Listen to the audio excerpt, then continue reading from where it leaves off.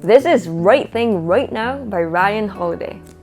In Stoicism, there are 4 cardinal virtues that the ancient Stoics consider essential to living a well-lived life. These 4 virtues are courage, temperance, justice, and wisdom. Ryan's first book, So Courage is Calling, goes through the virtue of courage. Discipline is Destiny goes through temperance, the second virtue. And this is the 3rd book in the Stoic Virtues series, Justice, doing the right thing right now. When you think of the word justice, what exactly do you think of? Most people would think of the legal system, courtrooms, and the law. But that's just one part of it, but it's not the entire picture. Justice means much more than the sort of thing that goes on in law courts. It is the old name for everything we should now call fairness. It includes honesty, give and take, truthfulness, keeping promises, and all that side of life. Very simple ideas, yet very rare indeed. What I got from this book is that justice means going above and beyond the law. What's legally right, what's written in law. For example, cheating on your partner, whether emotionally or physically. It's not legally wrong. You won't get jailed for it, but it's not the right thing to do. It's not justice. Let's take it down a notch. Let's say you promise to visit your family next weekend, but when that weekend comes, you find out that your friends are throwing huge party, so you ditch your family for them. Again, this is definitely not legally wrong, and some people won't even think twice about it, but it's not the right thing to do. And that's what justice is. Here's how this book, Right Thing Right Now, is structured. There are 3 parts to this book. Part 1, the me. Part 2, the we. And part 3, the all. Let's take it part by part, starting with part 1. Justice begins at home. It begins with you. Part 1 goes through all the basic behaviors that each individual human being should follow when trying to do the right thing. The Stoics believe that yes, there's a lot of cruelty and injustice in the world, and we can't control that. But we can control our own actions and our own standards when it comes to justice. Let's take a look at the table of contents under part 1. There are many different principles here, like keeping your word, telling the truth, taking responsibility, and much, much more. I would love to go through everything, but because I can't have this video being 2 hours long, I'm only gonna pick 2 of them. These 2 are what I thought had the highest ROI, or return on investment, to my daily life when I learned about them. That's be good, not great, and be decent. Let's go through both of them. First, be good, not great. Now, if you heard of Stoicism, you might also have heard of who Marcus Aurelius is.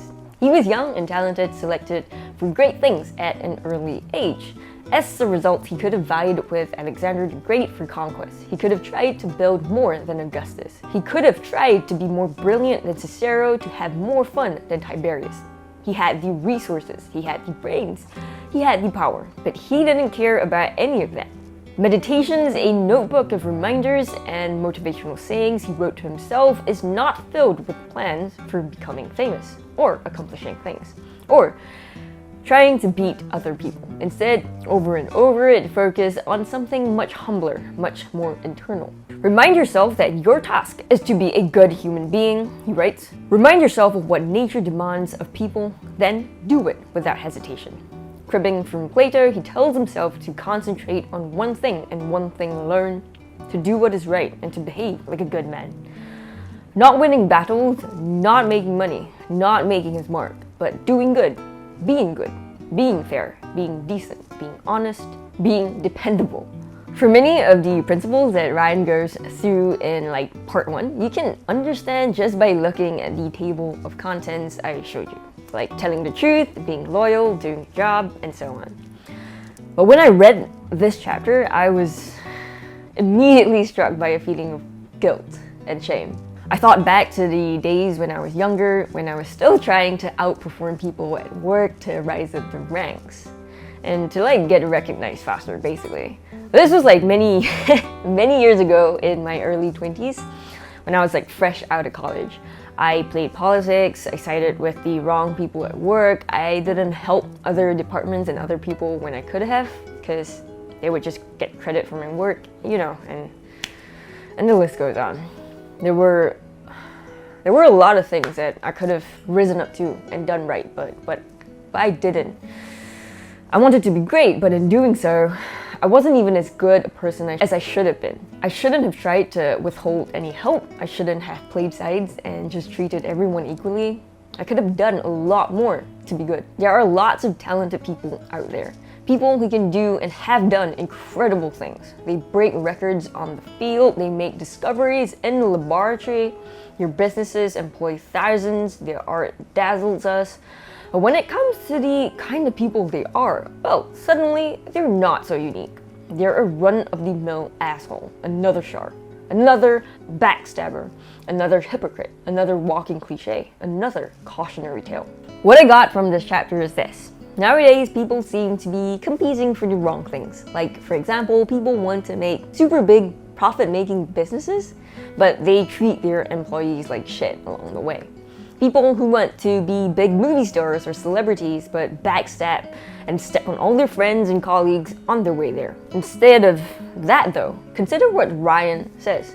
What would it look like if more people decided to try and see who could help the most people? Who could forgive the most grievous wrong? Who had the smallest carbon footprint, not the biggest house? Who raised the kindest kids, not whose got into the best college? Doing this and competing to be good will surely make the world a better place. And that is our first lesson under part 1, the me. Be good, not great. Last year, I was in Madrid with 3 other friends and we rented this so-called luxury apartment on Airbnb for $2,000 for the week we were there. Except it wasn't luxury at all. We specifically requested for a dryer before booking the apartment and the owner said yes, there was one. When we got there wasn't one, so the owner had actually misled us, unintentionally or not. Then we discovered the bathroom had drainage issues. There was limited hot water that at any one time, you can shower for 10 minutes and all the hot water got used up and the entire place smelled like cheap leather. I've honestly never left a negative review for anything in my life. I haven't even so much as left a negative YouTube comment ever in my life. But this was the closest I've ever been to leaving a bad review. But somehow, something stopped me from doing so. It felt instinctively wrong doing so. And when I read Right Thing Right Now, I realized why. The famed lawyer Clarence Darrow was traveling by train along the Pacific coast when he and his son had a bad experience with a steward. The line snaked through the dining car. Passengers grew impatient. The underpaid staff seemed to be interested in helping only those who could afford to tip them, and everyone was upset with each other. Will you report him to the Chicago and Northwestern when you get back? His son asked about the rather rude waiter, knowing that his father had contacts at the railroad from years of representing the owners. No, son, his father said, brushing off the slate. Never hurt a man who is working for his living. Never hurt a man or woman who is working for their living. That's what I learned from my Airbnb fiasco. After all, it could have just been miscommunication, and in the grand scheme of things, it wasn't truly terrible. A solid 5 out of 10. How distant and traditional this seems compared to our world, where flight attendants are assaulted by passengers and we take every lost package as a personal affront. It's a sad fact that staff dread the Sunday brunch rush, when even customers straight from church seem to have no problem treating service staff like garbage. In his later years, Darrow, needing the money, was hired to do a speaking tour where he would debate other personalities on stage across the country. He was contracted for $500 per event, with $50 for his expenses. But when he heard after the first debate that the promoter was clearing barely $150 after costs and speaker fees, that wasn't fair and he wouldn't have it. That's not enough, he told the man. You forget the expense money and take $100 from my check in addition. What I took away from this is that everyone is deserving of respect, dignity, and value, including those who wait on you or work for you. Just because they're service staff or your employees doesn't mean you get to treat them like crap. That's why I felt that learning about this had such a high ROI. After all, when we're working, as we climb up the corporate ladder and stuff, we will have many employees below us. That doesn't mean they're any less than us. And when we go out, we come across loads of like service staff in restaurants, cleaning staff, and more. You're everywhere. Take note here that respect is justice. It's something everyone deserves after all. How we treat them says everything about who we are. Also, Ryan says that not yelling is only the lowest bar. Who do you think has to clean up the mess you left behind? Who do you think carries all that baggage you brought with you?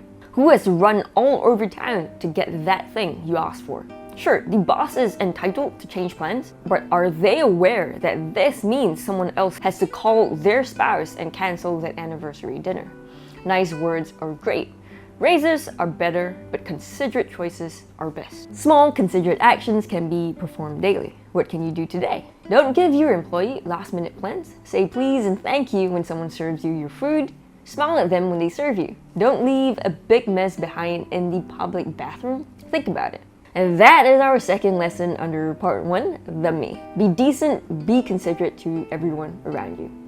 To summarize, part 1 was the me, where we learned to be a person of good moral standing. Now, part 2 is the we. What is the point of us learning to be good people? Ryan says this: for the simple fact that we want to make the world a better place, because we want to contribute to the public benefit as the Stoics advise, because we care about other people, people who are like us, people we don't like, people we will never meet, people who are not yet even born. We come together to do good together. Let's take a look at the table of contents under part 2. Again, there are many different principles here, but again, I'm only gonna highlight what I think has the highest ROI, and that's these 2 points over here. First, see how the other half lives. In 1882, a 24-year-old state senator named Theodore Roosevelt found himself as the potentially decisive vote in a bill pushed for by the Cigar Makers Union that aimed to improve working conditions for thousands of poor workers who labored in the city's tenements. Roosevelt was initially opposed to it, believing it was contrary to the principles of political economy of the laissez-faire type. But Roosevelt was far from laissez-faire in how he formed his opinions, so he actually went and visited these slums for himself, hardly believing the accounts he had received from Samuel Gompers, the labor organizer behind the bill. This slum was how many blocks from where he grew up, yet he'd never been there. But what he saw changed him forever. 40 years later, Roosevelt will still speak of it with horror.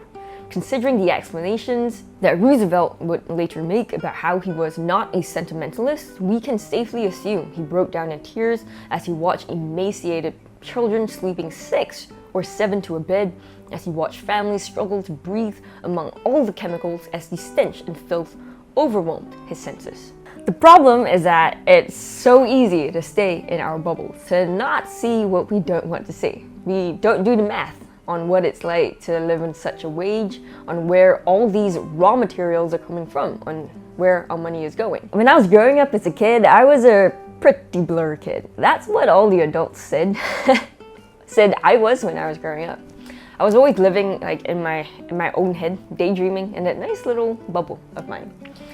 My family wasn't poor, and although I didn't have all the fancy new gadgets and toys that my friends had, I had a pretty nice childhood. A roof over my head, food always on the table, a nice neighborhood, a good school, a healthy environment, and so on. So even well into my teenage years, I kind of thought everyone lived like that. It wasn't until I started volunteering for community service that I started to see how other people lived. I saw entire families crammed into like one-room rental flats smaller than a typical studio apartment. I saw older folks digging through leftover food at McDonald's and eating the leftovers. I saw just how many people relied on food banks to get their like 3 meals a day. And that's in Singapore, where I live. It's a pretty wealthy, developed country with much fewer systemic social issues than other countries. When I went abroad for community service to like less developed countries like Cambodia, the living conditions were even worse than the one-room rental flats in Singapore. Food and water was even harder to come by. If you're watching this video right now with a stable internet connection, a roof over your head, and 3 meals on the table every day, chances are you are in the more fortunate half of the world. Did you know that almost 10% of people globally live on less than about $2 per day. And did you know that about 50% of people globally live on less than $7 per day? How much do you spend per day on rent, food, water, internet, electricity, transport, and the list goes on? If it's more than $7 to $10 a day, that's about $210 to $300 a month, then you happen to be in the more fortunate half of the global population. I'm giving it a range because the $7 statistic was from a couple years ago. And if your answer to that question was yes, then you watching this video right now, you are in a position to help someone in the less fortunate half of the global population. Ryan Holiday says this in his book. We must wake up. We must seek out the experiences that will change us. We must seek out an understanding of how the world works and lives. Now, the question you might be thinking is this: how exactly do you help someone out? This takes us to our next lesson number 4, start small. What is something small you can do? Here are a few things I can think of to start the ball rolling just a little bit. You can make small monthly donations to your favorite charity. You can donate whatever clothes you don't wear that are still in good condition to a Goodwill. You can donate the books you don't read to the library. You can donate your time perhaps once a month to someone in need. The thing here is this. We usually tend to think big picture before we think little picture. We think grand gestures, complete solutions instead of progress, instead of doing something for the people or those suffering in front of us. But no change is possible without that first tiny step. Me included. I used to think that when I get older, I'll donate like a boatload of money to like Africa and other developing countries in need. And for a few years in my early 20s, admittedly, I didn't do much for the less fortunate half of the world. I didn't even try doing something small. I hated my job, so working hard for my money felt like a waste to donate it to charity, not my finest moment. But after the last couple of years, now that I've stopped hating my job so much, I do donate like a little bit of money here and there. In Singapore, we don't have like people who outwardly beg for money, but they do things like sell little packets of tissue by the roadside. And typically when I see that, I donate between $2 to $5 each time. If I'm overseas and I do see someone who's homeless too, I would do the same for them. Give them enough to buy a meal or to go out and actually buy them a meal. To me, I guess a couple of dollars isn't that much money to me anymore, but to them it could mean a difference between starving for the next 8 hours and not starving. I also have like a YouTube channel that makes me the bulk of my income right now. It's not a lot, but sometimes I would get like comments from homeless people. Then I will sometimes like PayPal them like a few bucks for them to get their next meal too. I want to give them more, but I don't know if you're lying to me. But at least I give them something, even if it's something small. When I total up the amount that I give away per year, that comes up to about a few $100s per year, or about 20 to 30 bucks per month. It's not a lot, obviously, but it's not nothing, especially to the people that I'm giving it to. It is a little bit of a strain on me because my business income barely covers all of my expenses. So I guess I could use the money, but in the grand scheme of things, I think that a few dollars per month means more to them than it'll ever mean to me. So honestly, it's a no-brainer really. Remember, don't think in grand like gestures. Start with a small first step. Mother Teresa said, if I look at a mass, I will never act. If I look at the one, I will. Let me ask you, how much does $3 to $5 mean to you? To you and to me, obviously. That's not even enough to pay for like our Netflix subscription every month. But to someone else, that's the difference between like starving a whole day and getting a meal to fill their stomachs. There's nothing like small about it to them. And as you grow up, get older, get more income, then you can afford nicer, like grander gestures. But right now, start with a small step. And those are our 2 lessons under part 2, the we. First, see how the other half lives. That will open your eyes. And second, even if you can't do a lot now, don't worry, just start small. Now we get to the final part 3, which is the all. This is what Ryan says. There is something beyond being a person of rectitude, something beyond being caring and compassionate where goodness becomes a form of greatness. Each culture, each tradition has its own version of a saint. They care for more than just people and principles, but for all things equally. They don't just do what's right, but do them even when it costs them, even when in some cases it costs them everything. Possibly one of the best people to embody this is Mahatma Gandhi. He was born in 1869 to an important family in India. When he grew up, he was sent to London to study law and eventually became a lawyer. He could have chosen a life of ease, raking in the big bucks with either his legal or his political career, but he chose not to. Instead, he campaigned for the rights of the invisible people, the untouchables, the minorities, the less fortunate. He chose to live communally on an ashram. He wished to experience the hardships of the people he was campaigning for. He gave up not just sex, but riches and any other material possession. And not just that, he even went the extra mile. He was manhandled. He was thrown into jail like countless times. He went on hunger strikes, some potentially fatal. And all the while, he chose non-violence. He had the entire India at his disposal, but he never once chose to resort to violence. Instead, he was considerate, decent, and treated all of his opponents and enemies with respect. He stood firm in his values and integrity, even up until the time he was assassinated in 1948. And knowing Gandhi, if he'd had the chance, Gandhi would have loved more than anything to forgive the man who had shot him, blessing him and everyone he'd ever struggled with before he left this world. And if Gandhi had any say over who he came back as in the next life, we know for a fact that he would have chosen to come back as one of the untouchables, for whom he has fought so hard. That was what spoke to me the most in part 3. If you remember the learning points in part 1 and 2, you might notice that these are things we can easily do for ourselves and others. Be decent, treat everyone with respect, start small, give what you have, etc., etc. But the real test is what happens when these things start costing you. When it costs you your security, your finances, or even your life. What would you do in this case? Would you help a friend or colleague who everyone else has outcast? Or would you stay quiet and do nothing, thinking you've done nothing wrong? Would you blow the whistle on your company, knowing that you'd not only lose your job, income, and reputation, but on top of that, get tied up in legal issues for the next few years? Most of us will never be as great as Mahatma Gandhi, but his legacy leaves a lot to think about and a lot to strive for. Remember, justice is something we have to do, even if it ultimately costs us everything. And here we have the entire mental framework for the entire book. Hopefully it makes a little bit more sense now. Part 1, basic human behaviors we should follow. Part 2, help others. And part 3, even when it's scary and it costs you everything, help others. Feel free to pause the video anytime to refresh your memory. But if you don't remember anything that I said in this video, just remember this one thing. Love thy neighbor as thyself. This is one core principle that I've held onto myself for many years now.